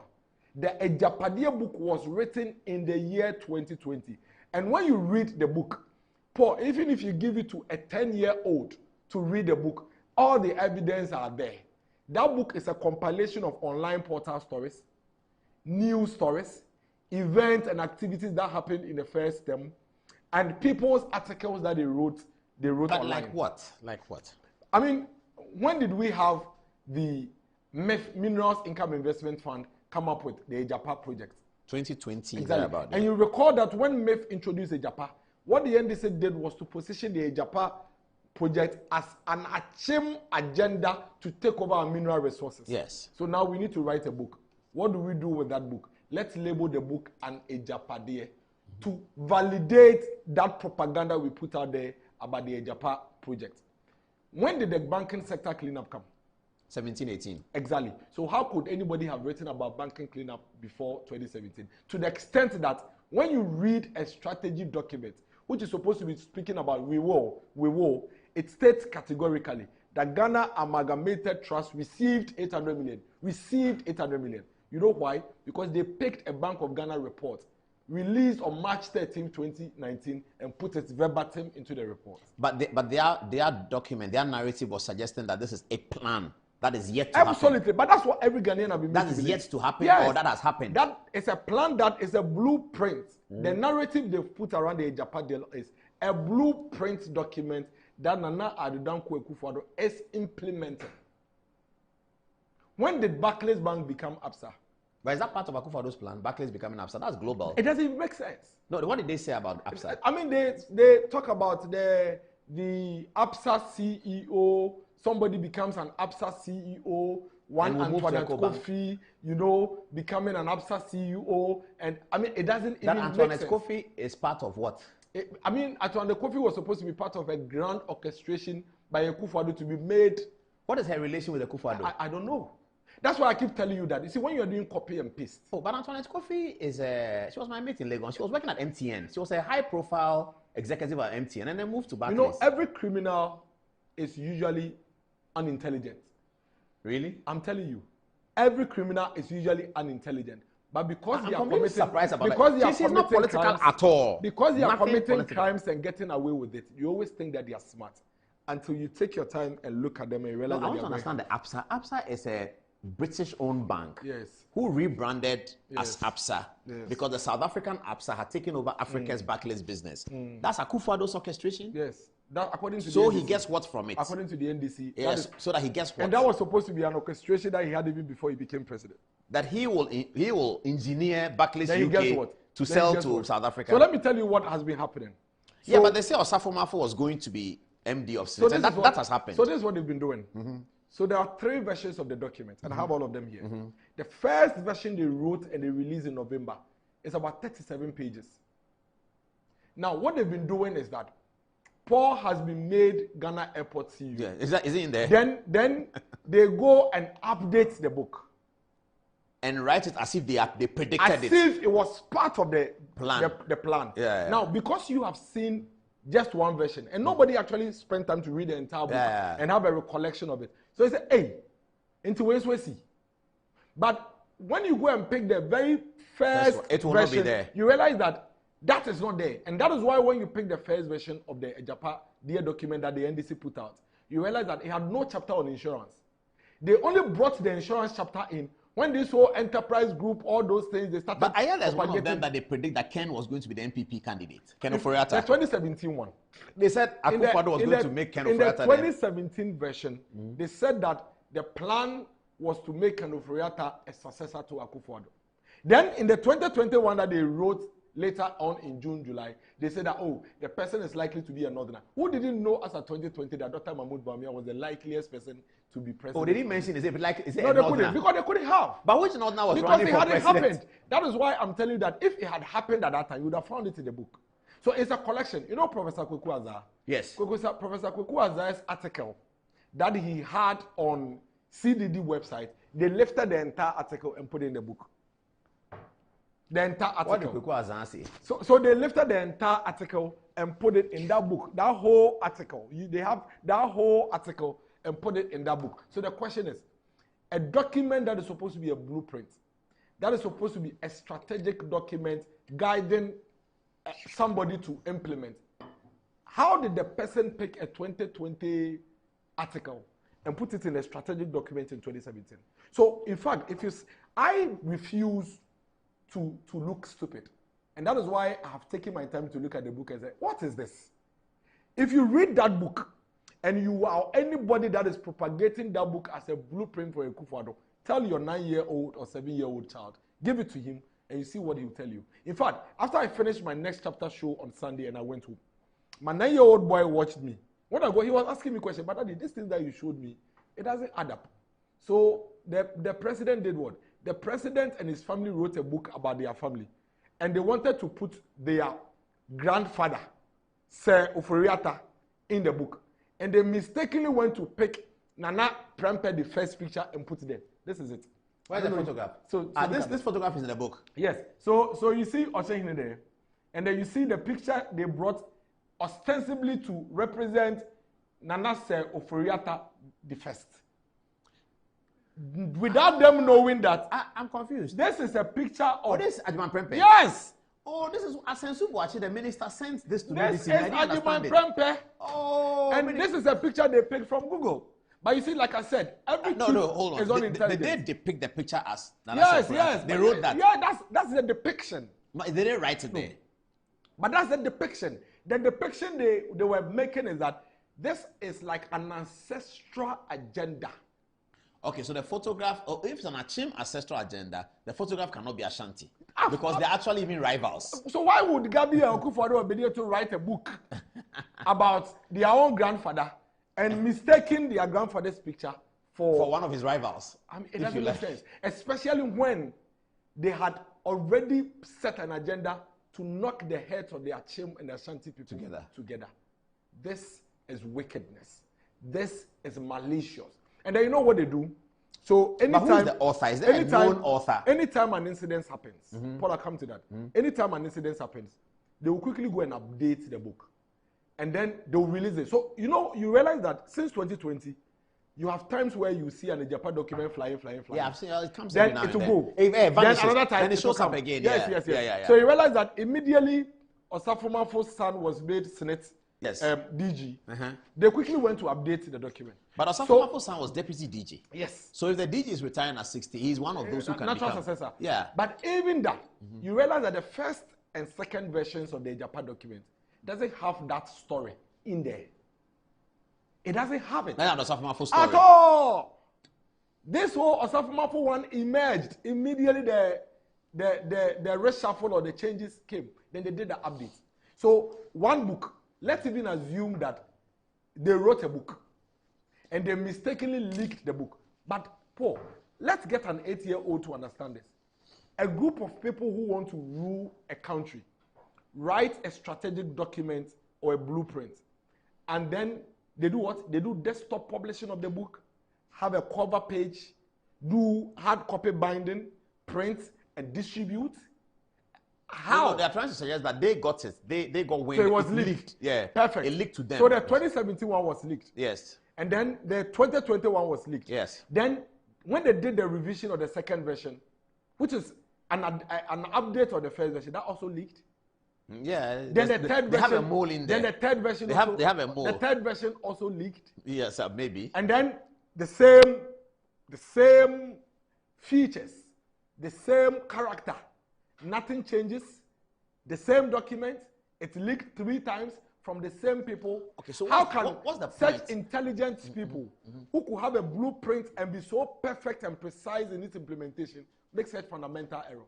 How? So what's the point that is being made against Dr. Bawumia's campaign with this? That the government that Dr. Bawumia wants to inherit, the politics that Dr. Bawumia wants to inherit, is a politics of state capture, is a politics of what? Yes, I mean that's basically what they are driving. Yeah, but in the Agyapa, what has been taken? That's a state capture. Did they have Brian Achampong in there? You see the point. Did they have that Brian Achampong and hotel? They haven't introduced him yet. And it will be coming. So immediately it happens, you should see an updated version of that document with it. I'm telling you. So you realize that you haven't seen anything about that. So what's in the book do they say has been captured? Well, they at the moment, you see, what they are saying is that there's a grand orchestration. In fact, they write in the book that our agenda of taking over this country, as started by our ancestors, must be completed. Which of the ancestors took over this country? I don't know. As started. Started by Akufo-Addo is the first Achim person to be president of Maybe Ghana. that's why they were trying to bring Nana Sefo-Oforiatta in there. Tuata was never president. And make it look like, well, they had a grand agenda or a grand scheme to do this. But you see, all of these things, for me, wouldn't have been an issue for discussion, but for the former president getting into the field. If you have a statesman, a man who's supposed to be a statesman, stand on the campaign trail and tell the people he's asking for their vote and tell them that the book, even if it's fake, has everything in there being implemented without this man realizing that the book is only a collection of things that have already been done. But when he said implemented, he named 1 or 2? No, he didn't. But he won't. But that's their strategy. But again, I am not surprised. But we need to have this conversation for the sake of the young people. Who doesn't know this man? Have you seen that video of him when he was campaigning and said that when it's election period, you can say whatever you want to turn the minds of the people, and that even if you have to lie, you have to lie. I don't know if your team has. If your team, I think I shared the video with your team. President, you have the video, get it ready and let me know whether it's ready and we show it. He actually said that. President Mahama? Yes, he did. When? He said that on a campaign trail. This is not miracles or anybody say he said that on a campaign trail. And the video is there. That when it's election period, whatever you have to say to turn the minds of the people, you must say it. And that you need to do whatever you have to do to get their votes, including lying. And see, if it's lies, then you add lies. If it's true, then you add true. You mix them so you can turn the minds of the people. So for such a statesman, clearly you realize that he's an outlier. He's not our regular statesman, the kind of statesman we are used to. This is an outlier. This is one we haven't seen before. And that's why he could go out there and reiterate a propaganda scheme that they have initiated. But to the young people watching us, they should recall that for all the elections we've gone with the NDC, this is what they do. And anytime they do these things and win power, they come back to tell the people that whatever we said was untrue. And I'm sure you've seen Fifi Kwete in Parliament. Fifi Kwete, Victor Smith told the people of this country that President Kufuor and his government had stolen all the gold reserves. All the gold reserves and sent abroad. They told the people of this country that President Kufuor and his government were thieves. In fact, Paul, do you know what they did? They went to print bank statements of government officials. And pasted across this country. This is the first time they are writing a book. This is the first time they are printing documents. They printed bank statement from ADB, GCB. I remember. I interviewed Kwame Nkrumah in 2016. They said he had houses in London. In fact, if you put the amount of money they said they have, it was even more than the GDP of this country. Yeah, they did that in 2008. I remember that. And they created it. Executive. So this is the first time they are writing. That's why it irks me when Fifi Kwete stands on a platform and is praising President Kufuor. I was so angry. No, but that's wickedness. You see, if you can orchestrate such wickedness against a man and later come and praise him, it tells you how how wicked you can be as a person. And then fast forward, he comes for a vetting. I don't know whether we have the vetting video. Or the vetting we played it so many times. Sit in front of the vetting. Atacha confronts him. That you said that the guy is a cripple. The guy is a criminal. You said that he has stolen the gold reserves. Do you have evidence now that you are in government? And he says, oh, I didn't have any evidence. It's politics. It's politics. And may her soul rest in peace. Honorable Aman Bejumado said, oh, it was all campaign talk. It was all political talk. So for how long are we going to allow the NDC to take us for granted? That they orchestrate and scheme the same strategy every election, and then we fall for it, and then they come to power, and then they tell us they are sorry, and then they run the country down. Then we call the MPP to come. When we come, instead of having the opportunity to continue from where we left off, we have to go and fill their hole. And by the time we are done filling their hole, we now come under pressure. And we are being asked to show what we have done, when we have spent so much time fixing the mess that they caused. And that's why we are having this conversation, Paul. And we are very grateful to you for constantly creating these opportunities for this conversation. Mine is to put out the facts. Yours is to come and contend the facts. Don't insult me. Don't come and fight me. Just come and tell me, Miracles, you mentioned this one is not true, you mentioned this one is not true, but I can bet you. I never come out to speak if I don't have the facts.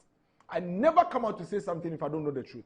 I have never spoken about this Agyapa thing because I hadn't been bothered about it. In fact, I called you 3 weeks ago and said you were studying it. Yes. Yeah, I was quite impressed. Yes, until I heard the opposition leader who is contesting with my boss trying to use it as a weapon against my flag. I said, no, then we have to deal with it.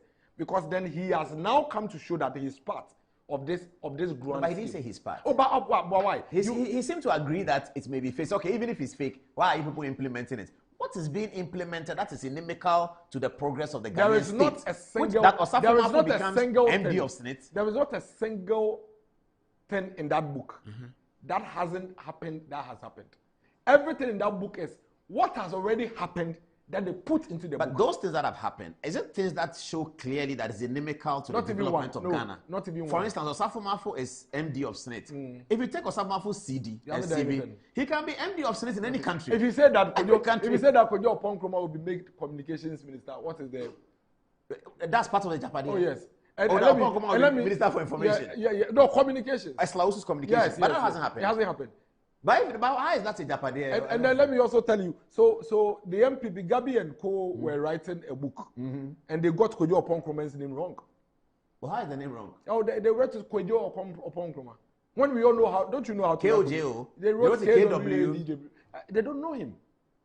You see, clearly it wasn't written by, in fact, any polling station executive in MPP will not misspell Kojo Oppong Nkrumah's name. How much more important? How much more people who had a grand scheme and are this intelligent to get everything right and predict the future, as you may claim, and then they who are writing their own book about their own so-called family get their grandfather's picture wrong, and come to put an Ashanti king in a book mistakenly to be that of their grandfather. Why? And we have professors, doctors, former president falling for this. Professors who? People who are marking people. Are you talking about Ransford Jampo? Kwame Mensah. Oh, Kwame Mensah has indicated that he's thinking left wing. So but if you're thinking left wing, for Christ's sake, Paul, I am MPP. Yes. But I put out only facts. Yeah, that's true. The fact that I'm MPP doesn't mean that I should just, Paul, you see, I'm too sensible and too smart to fall for things like, because my children will ask me, what would happen? What would happen if, because he says, I'm thinking. It doesn't matter. But so what happens when? At least fidelity to the truth. That's what happens when your 12-year-old son becomes 18 and sees this, and comes and says, "Daddy, but why? Why did you fall for this? Why did you propagate this?" And these are people who are qualifying people to be doctors. So they will be called doctors. So you say, "Oh, my supervisor was professor something." Why? When this is so glaring, so obvious. I have identified 56 reasons why that book is fake, and that book is orchestrated. 56 reasons why that book makes no sense. I have identified 56 reasons why that book is just a compilation of articles, and I can bet you the version that you have now, and that's why I'm telling you that, you know what, the version you have now, hold it and see whether you are going to see any other thing coming to it, because now we found them out. Now we have put it out, so it's quite difficult for them to go and do what they used to do.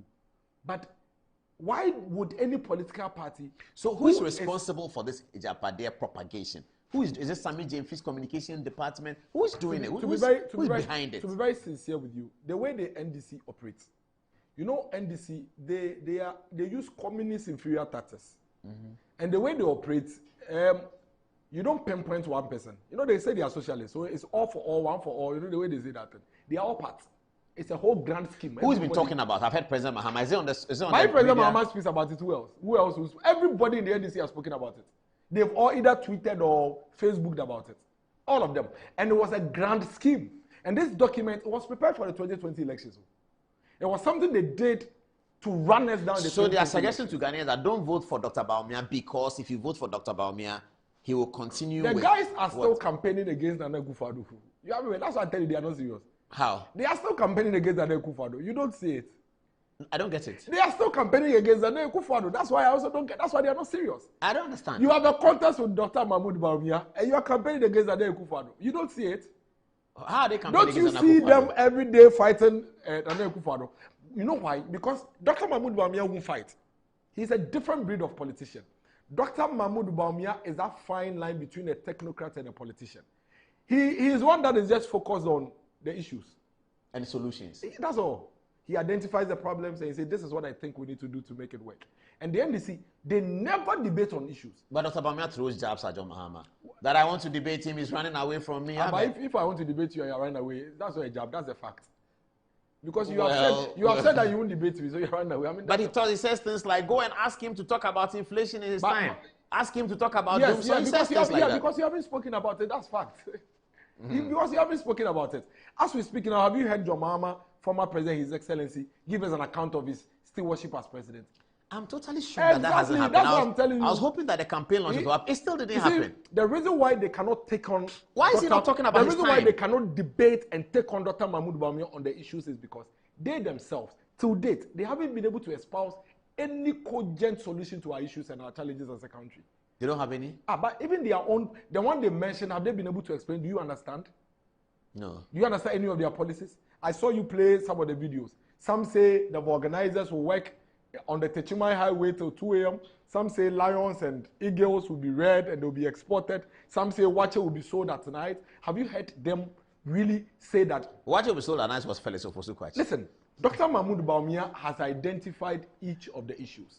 He says, for the business community, I think these are our issues. This is my solution. What do you think? For the teachers, this is the issue. This is my solution. But the question then is, Dr. Bawumia is in government. What is this I've identified? Go ahead and deal with it. You see, there is a reason why we go into an elections every 4 years. It is because countries' issues never end. You fix one and it escalates you to the next level. And then you have to find a solution for that one as well. Otherwise, I'm sure the Americans and the Europeans, they would say, we have arrived. God, come for us. Why is America going into an election in November? Is there any country that beats America in anything?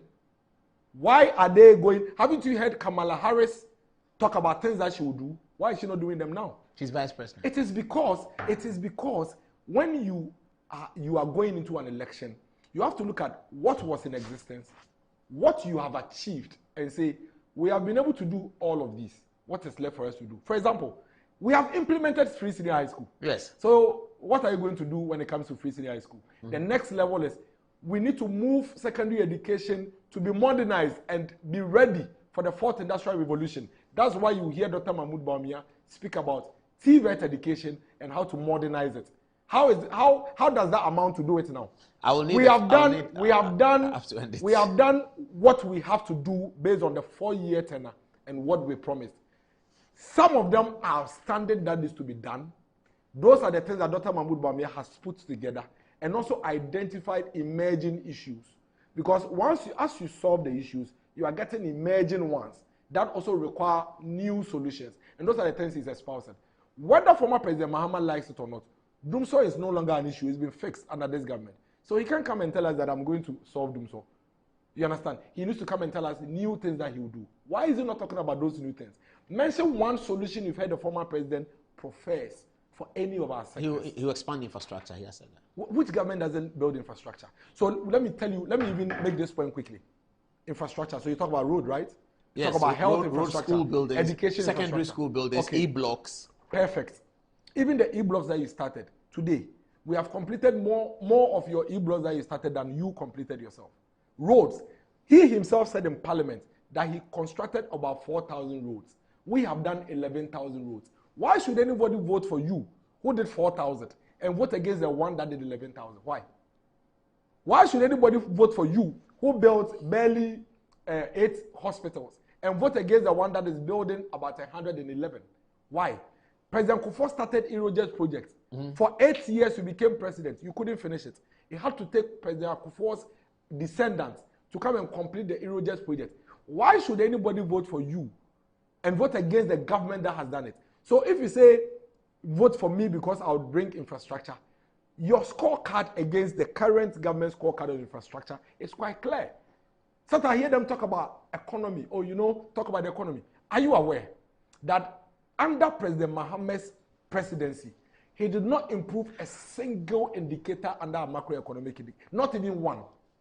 Each of the macroeconomic indicators that he met in 2012, he rendered them useless under his presidency. Everything declined? All of them. So the point here is this. Yes, our inflation may be at 23%, from 15% to 23%. But Paul, our inflation during the global economic crisis went all the way to 54%. And today, we have worked from 2022 so hard to bring it to 23%, and it's still going down. You have no single record of being able to bring any macroeconomic indicator down. You picked inflation from 8% and you took it to 15%. So if somebody picked it from your 15% and it went all the way to 54%, and the person is working hard and is coming down to about 23%, how do you tell me to vote for you, who has no record of being able to manage our economy to improve any of them, and vote against the one that has shown that if it gets worse, he can work to bring it back to good fortunes? How do you convince me to vote for you on this subject? I'm sorry, I'm about to reply a text that I did. A friend of mine, very, very good friend, I said, Charlie, this Miracles guy be brutal. And I replied, I swear. I thought I'm on there. Anyway, Miracles, I have to stop you. If I don't stop you, you're going to go on and on and on. This Miracles guy is good. Please, I'm sorry for everything that happened today. Hey, who is sorry about what? Hey, please. The girls are laughing. Girls, what are you laughing about?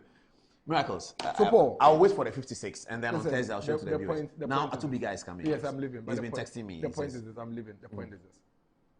Every Ghanaian should put at the back of their minds that this is not the first book the NDC has written an election year.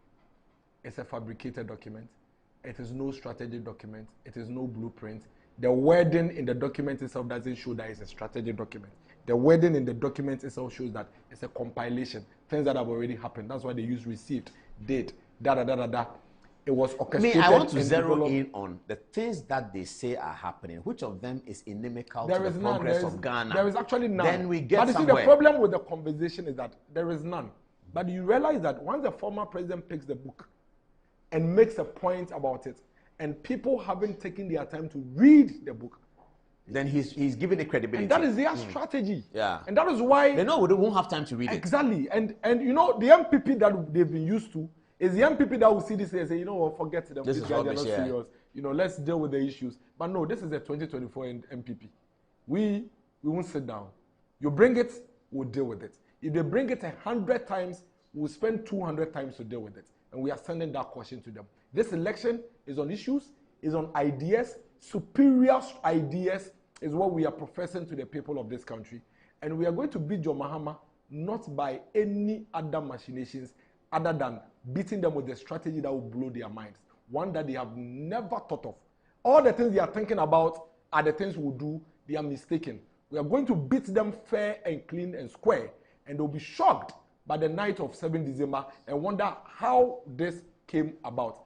But later on, they would realize that it's simply based on the kind of leader we have as a party in Dr. Mahmoud Bawumia. He doesn't sleep, he doesn't rest, he doesn't insult, he doesn't throw innuendos. His is to simply tell the people why he believes he should be voted as president. And the people are buying it. I think I'll leave it at 56. When are we going to send it to my producer? I'll send it to you tomorrow. Okay, all right.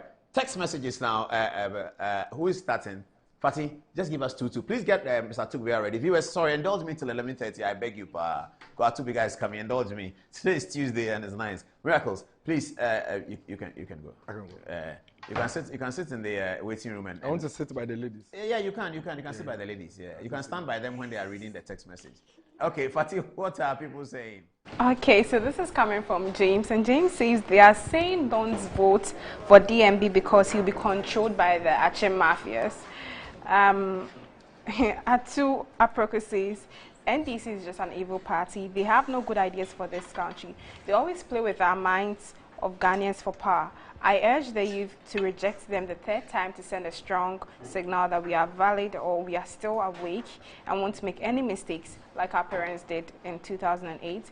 And lastly, coming from Emmanuel, says, I want to steal from you, then I decide to document the steps and print it down. Now that our colonial masters even document their plans of colonialism. My dear friend, so this one is from Christine Darko. He says, the NDC are avid liars. What's striking, however, is that they are clumsy and incompetent liars. There's little in politics that the NDC can't get right. You only can't be half smart to know that they are lying through their teeth. This one is from Daniel. He says, I honestly have no respect for that man JM. He has no principles, and that sucks big time for a statesman. Nana Kwesi says, Director Dennis Miracle Abuaje is more intelligent than anyone I have met, and that is why the NDC is afraid of him. Last one says, and this one is from Emisa, he says, we need 1 more hour for miracles. Unfortunately, that's not possible. And it's what you have for us. People are disagreeing with Miracle. MC Nee McCoy, for example, says it is what logic for Miracle to actually say that a name spelled wrong becomes a point to dismiss the evil grant scheme to milk our state. Ask him how come our Chimota Reserve found itself in Sir John's will. Can Miracle actually explain that? Another one is from Suleiman. He says, the Agyapa documents can actually not be a propaganda. By Dennis's own presentation, he admitted that the book is a compilation of all events that happened in NPP first time. What he should know is that Ghanaians are not interested in who authored the document, but in its execution. If by his own admission, everything contained in the document really happened before, then he actually confirmed the fears of Ghanaians. Now, Daniel Abdullahi says Paul is actually not getting the whole idea of the grand scheme of the Agyapa book. The idea is to create an impression that Nanado and his family sat down and drafted a plan to capture the states and share the resources for themselves. Therefore, if there were plans which have been implemented, then any other thing that will be said in relation to corruption will be accepted by Ghanaians as part of a grand scheme to wreck the nation. And lastly, Manuel Darko says it takes a very shallow-minded person to believe that a criminal would document his grand scheme, which is very funny. Now back to you, Paul. Whoa. Okay. Wow. Good evening, sir. Dr. Stephen Atubiga. Many people like it when you're on this show. They just can't wait to watch you. Okay. What's the latest? What's happening on the campaign trail? It's a blessing. The good news is good evening to your cherished viewers out there. Good evening to Mother Ghana. The good news is NLC, we've been grateful to have the Ghana Alternative Party. Ghana Alternative Party? Merging with the NLC. Who is Ghana Alternative Party? It's one man, very... That's their press statement? Yes.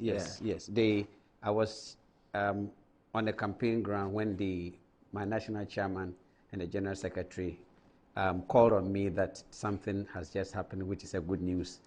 We've been lobbying most of the political parties, including some friends of Alan, to talk to Alan to come and merge with us. Mm-hmm. So fortunately, one of them has given in, who they think that the NLC has a very good vision for this country and they would like to merge with us to give us a shot. And so you are now two parties? We are now two parties. Did you observe the campaign launch of the NDC in Tamale? In fact, it's one of the saddest moments for me in my 29 years, 30 years as a grassroots, as a foot soldier. Metro TV, insightful and inspiring moments. Has Christianity always been one of the religions in the world to you? Oh, hallelujah. Praise God. Christianity is not a religion, neither is it a joining of a church and doing the Christian things like praying and giving and so on. Hallelujah. Christianity is the outworking of God's own kind of life. Receive